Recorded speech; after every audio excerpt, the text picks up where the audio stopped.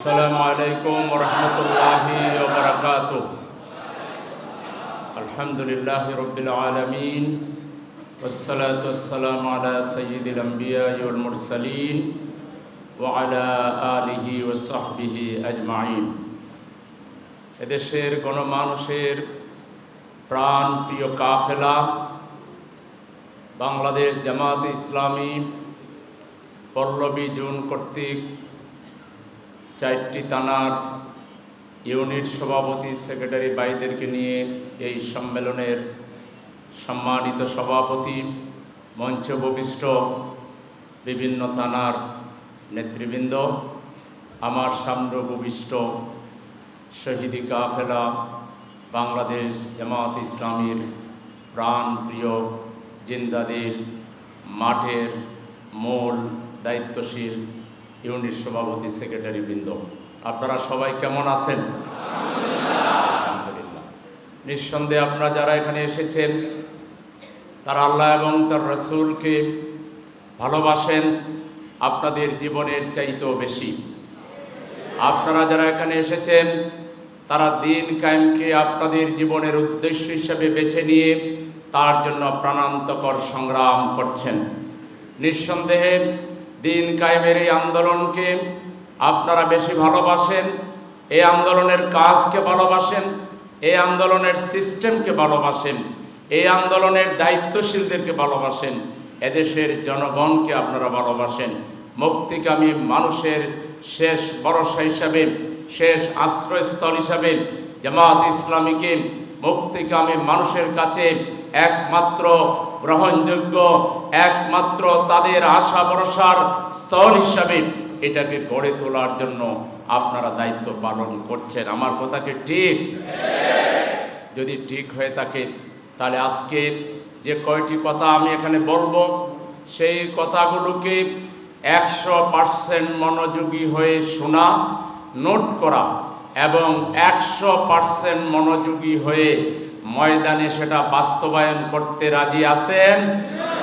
কে কে রাজি আছেন? দেখি কে কে রাজি আছেন।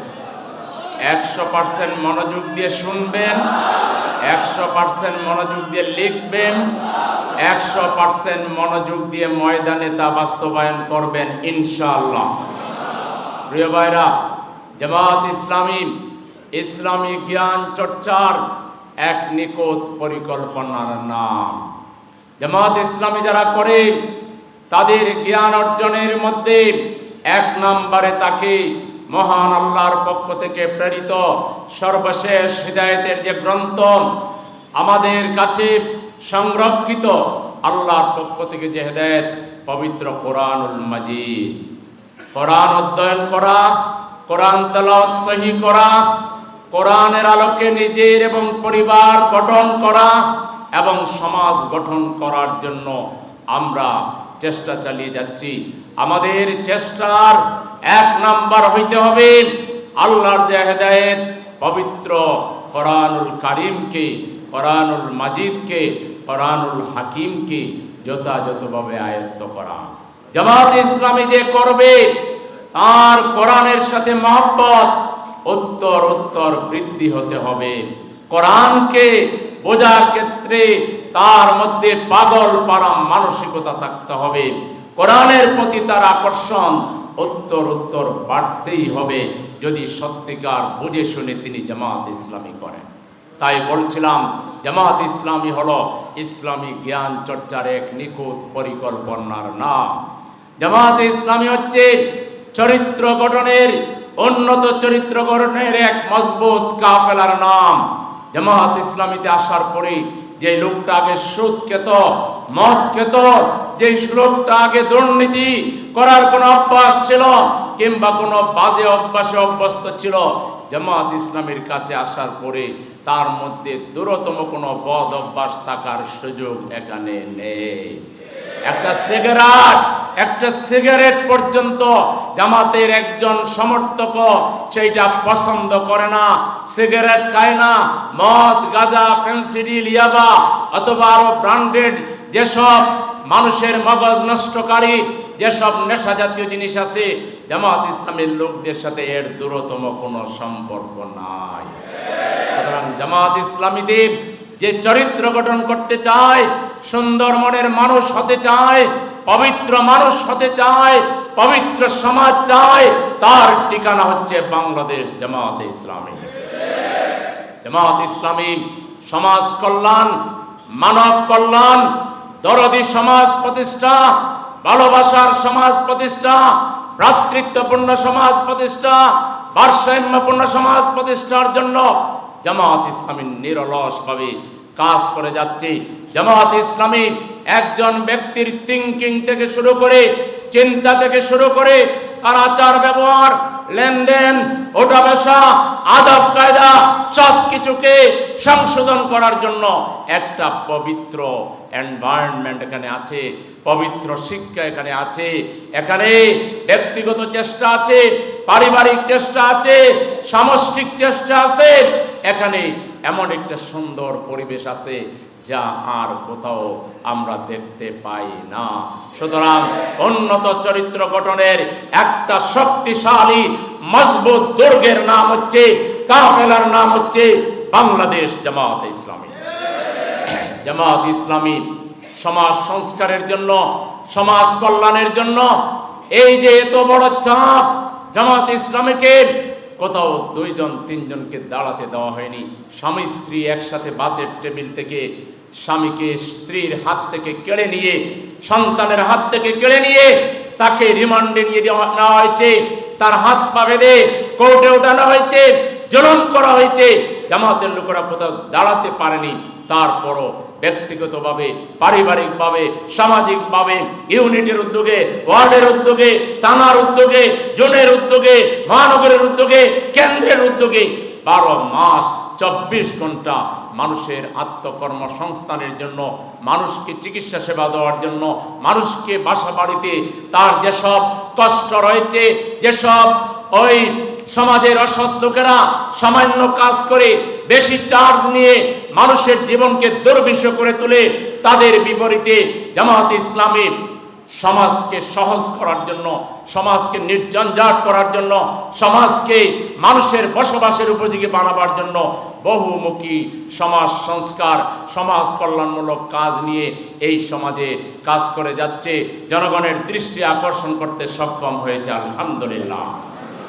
জামাত ইসলামী রাষ্ট্রীয় একটা আদর্শ রাষ্ট্র কায়েম করার জন্য এবং একটা সংস্কার, একটা সরকার, উন্নত সরকার, মানব কল্যাণধর্মী সরকার, জনকল্যাণধর্মী সরকার কায়েম করার জন্য নিয়মতান্ত্রিকভাবে প্রত্যেকটা নির্বাচনে, একটা বাজার সমিতির নির্বাচন, মসজিদ কমিটির নির্বাচন, একটা এতিমখানার নির্বাচন থেকে শুরু করে জামাত ইসলামী ইউনিয়ন কাউন্সিলের মেম্বার, পৌরসভা সিটিগুলোর কাউন্সিলর থেকে শুরু করে পার্লামেন্ট মেম্বার পর্যন্ত সব জায়গায় যেখানে গ্রহণযোগ্য নির্বাচনের নিশ্চয়তা থাকে, জামাত ইসলামী তার জন্মলগ্ন থেকে নির্বাচনে অংশগ্রহণ করে জনগণকে দাওয়াত দিচ্ছে আল্লাহর আইন আর সৎ লোকের শাসন ছাড়া একটি উন্নত সমাজ বিনির্মাণ করা, মানুষের অধিকার প্রতিষ্ঠা করা, এটা অন্য কোনোভাবে সম্ভব নয়। জামাত ইসলামী সেই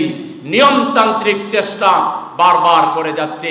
জামাত ইসলামী ভোট কেন্দ্র দখল করা, ভোট রিগিং করা, মৃত মানুষের ভোট দিয়ে দেওয়া, জিন বুথ সেজে, জিন বুথ হয়ে মানুষের ভোট কেড়ে নিয়ে রাতের আধারে ভোট কিনে কোন রকম ক্ষমতায় যাওয়া, এমপি হওয়া, মন্ত্রী হওয়া, এই দান্দা জামাত ইসলামের পার্টিতে নাই।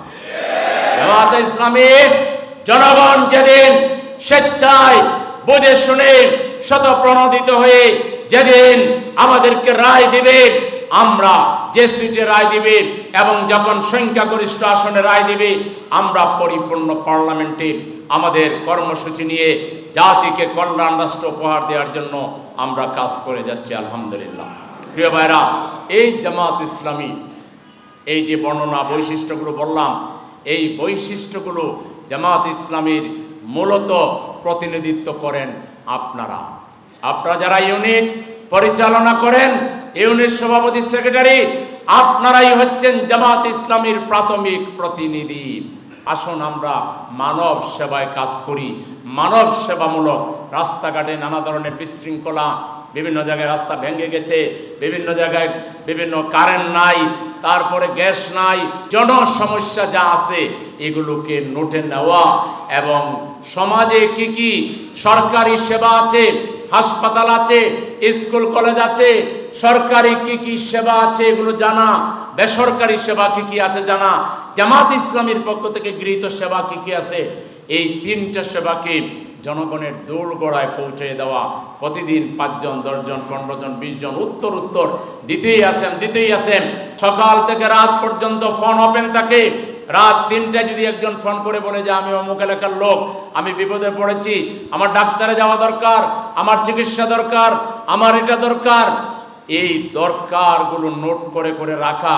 আর দরকার শুনলেই পাগল পারা মানসিকতা নিয়ে দরকার মেটাবার জন্য আপনার স্ত্রী অসুস্থ হলে, আপনার ছেলে অসুস্থ হলে, আপনার মেয়ে অসুস্থ হলে, আপনার পরিবারের ব্যাপার হলে যেভাবে ব্যাকুল হন তার চাইতে বেশি মানব কল্যাণের জন্য ব্যাকুল হয়ে নিজের ইউনিটের কর্মীদেরকে, সহযোগীদেরকে, ইউনিটের সুধীদেরকে নিয়ে একযোগে সমাজ থেকে দুঃখ, দুর্দশা, ব্যথা, কান্না, মানুষের সকল হাজারি, মানুষের উপরে যারা চাঁদাবাজি করে, টেন্ডারবাজি করে, জমি দখল করে, মেয়েদের ইজ্জত হরণ করে, সমাজে যারা ট্রাবল মেক করে, সমাজে যারা বিভিন্ন ধরনের বিশৃঙ্খলা করে, তার বিরুদ্ধে আপনারা জনগণকে আশ্রয় দেন, জনগণকে আপনাদের নাম্বার দিয়ে রাখেন। জনগণ বিপদে পড়লে সবার আগে আপনাদেরকে পায়।